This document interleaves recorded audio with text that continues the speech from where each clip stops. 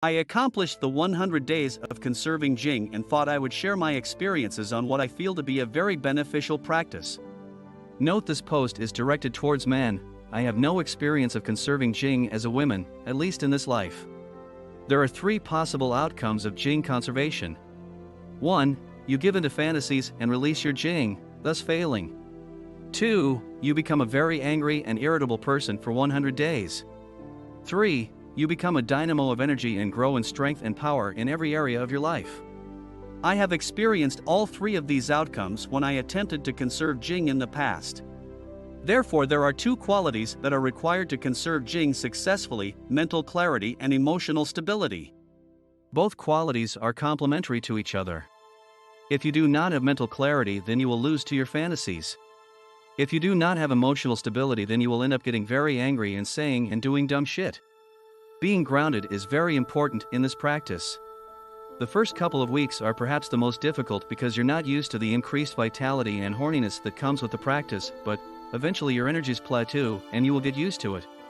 Mental clarity becomes even more important as the 100 days go by, because I have found that if you fantasize during the day but still don't release Jing, those fantasies will carry over to your sleep and it will find a way to release itself during dream time.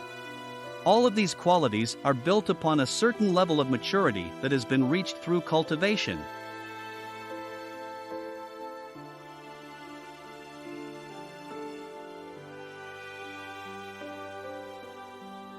Benefits of semen retention.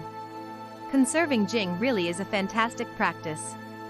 When you conserve your sexual energy, it really is amazing how powerful you become in your own life.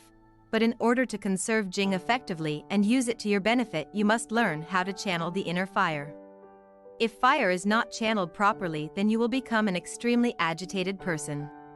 When conserving Jing, it has been my experience that instead of exploding your sexual energy, though your dick, it will start exploding inwards and manifest in your everyday life.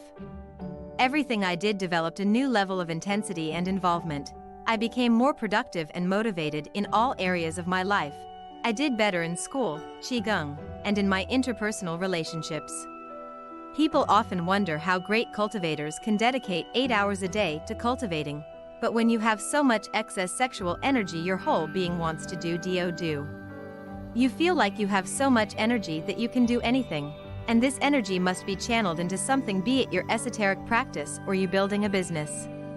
You become a great tool of manifestation. All you need do is choose something to do. But if you don't properly channel it into something, it can drive you crazy. Perhaps the most important of all the things I learned while cultivating is that when the mind is not constantly bickering, then conserving your Jing becomes a natural state. When you discipline the monkey mind, then conserving is easy. For those whom struggle to conserve and find that they can't, go back to the drawing board. Sit and continue developing clarity. When you approach this practice with a reasonable level of clarity, then it is as easy as breathing. As a side note, I'd say that conserving Jing along combined dual cultivation is in many ways a superior practice than celibacy, but one that takes a very high level of discipline and self-control. On the other hand, celibacy paired with conserving is better for those that wish to not develop any attachments and do not want to be tied down by a partner, ascetics. In such cases, it is a simpler and much better practice to cultivate.